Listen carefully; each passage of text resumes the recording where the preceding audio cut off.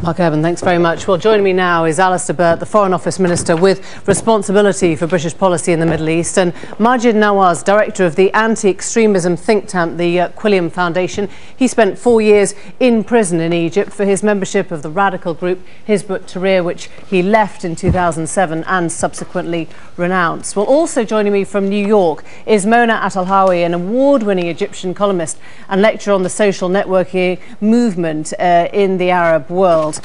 Thanks very much indeed to all three of you for joining us.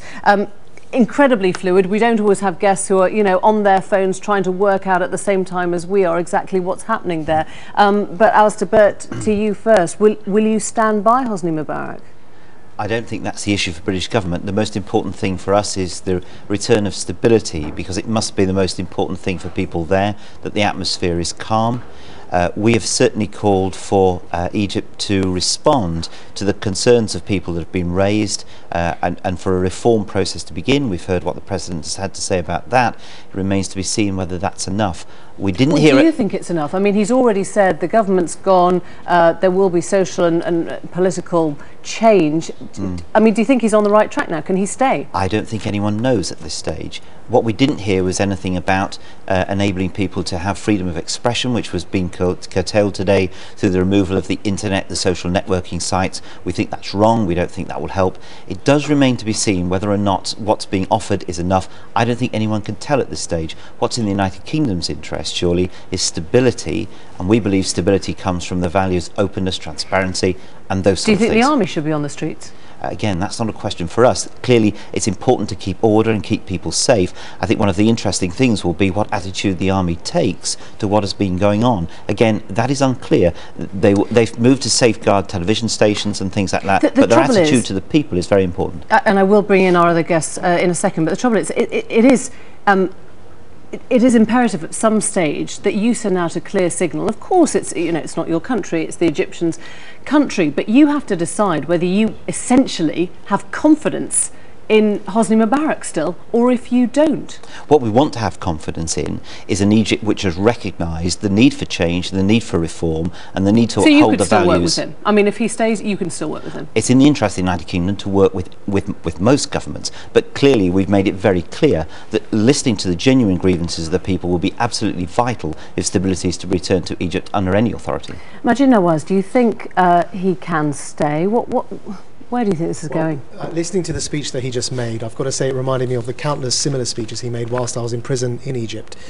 Dismiss the Prime Minister and his government is simply not enough. The people are calling for Mubarak, who's a so-called elected, pseudo-elected president who's been in power for 30 years under ruling by an iron fist with an emergency law in a state that's institutionalized torture in that country, and people want him to go. And the interesting thing here is that the people who want him to go are not the people that we would have usually looked to in Egypt and said that if Mubarak is removed, he'll be replaced by a certain form of government, meaning the Islamists. No, in this case we have young Democrats, people who want democratic change in Egypt, in their thousands on the streets calling for this tyrant to be removed. They're on the streets, but who do they have in mind as a leader? There are a number of leaders who have a national status in Egypt. One of them is my former cellmate, Ayman Noor. He's the leader of the Tomorrow Party. I served time with him in prison because he was incarcerated after having the audacity to challenge Mubarak in the elections. Another one is Baradei, who's so essentially got to be a political prisoner for it to be a legitimate voice. Is that what you think? I think Baradei is another one who hasn't been a political figure and a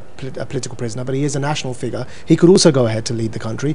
And then there are youth movements on the ground that have been working, like the April 6th movement, who would support a genuinely democratic leader. I think there are alternatives, and I don't think that the Muslim Brotherhood could unite the country behind their leader. Eltahawy, just talk us through the type of protest that we're seeing and whether this is realistic talk now, that this won't be taken over by an Islamist group.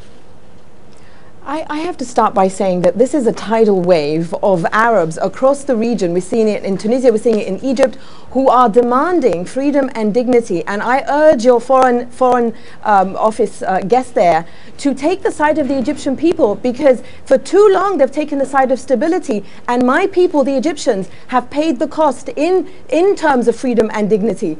What we're seeing is not an Islamist takeover. It was young people who organized these street protests, and those young people were able to galvanize thousands upon thousands of Egyptians who have had it with Hosni Mubarak's rule. Hosni Mubarak spoke on TV tonight like a man who thinks he deserves fear. Hosni Mubarak has earned the hatred and the rage of his people, and this is what you've been seeing on the streets of Egypt. Tens of thousands of Egyptians who have braved his brutal security forces. This is not the time to talk about stability. This is the time to talk about the freedom and dignity of Egyptian people. We are fed up of paying for that stability with our freedom and dignity. Minister respond to that. It's absolutely clear you'll only get stability in a situation like this when the grievances of people have been listened to and there is a sense that there is a process which allows that to come out. That's what we wish to see. That's what we've spoken of on a regular basis to governments like those in Egypt. The values of transparency and openness are absolutely crucial for any government to survive and to be stable. We will have to wait and see. It's a bit late to be talking about the grievances and about the need for transparency and all the rest of it now, isn't it? But that's been a constant part of British policy towards governments like Egypt. It has been spoken of before. We do work to support those who've wanted to take those ideas forward. I'll tell you what's going to cause continued instability in Egypt, and that's if Mubarak stays. It's going to become more and more unstable.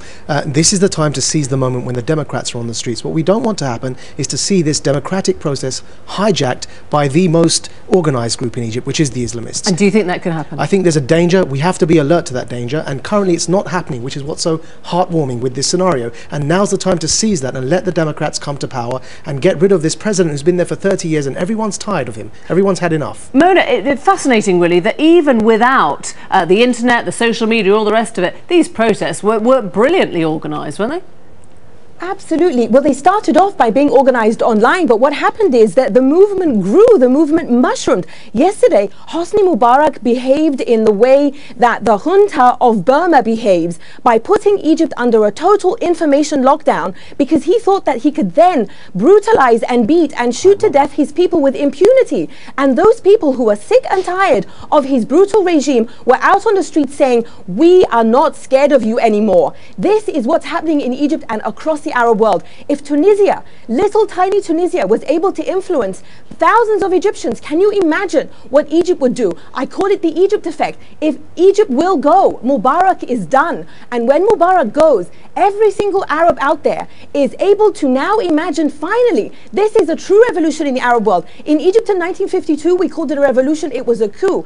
This is the time for people of the Arab world to tell the rest of the world, we too deserve the freedom and dignity that you saw happen when the Berlin Wall crumbled. It's our time to be free. Mona, I'll put that to Alistair Burt. Are you preparing for 89? Are you preparing for something that's absolutely pan-regional if Mubarak goes? I think this could all be quite extraordinary. There's a huge passion out on the street. It's not just in Egypt. We've seen it in other places.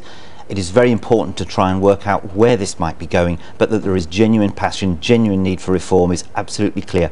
No one can say where this wall will be held and where it will be falling. And do you think, I mean, is your mind made up? Is there anything that Hosni Mubarak could say further or could have said in the last hour that would have made you think, yes, we can still work with this and these are concessions that will make a difference? Yes, if he said, I'm standing down. I mean, what I think is that 60% of the population are under the age of 21 and they're connected in a way that's never been witnessed before in history. This will have a knock-on effect, as Mona has said. I hope it has a knock-on effect, and I think it will have a knock-on effect. It's time that the old guard moved on and gave way to 60% under the age of 21 who are young Democrats and who want liberal, democratic change in the Middle East, and they're not extremists, and that's the way forward. A very last word to you briefly, Minister. Yeah. Was there anything he could have said that would make it possible for him to stay?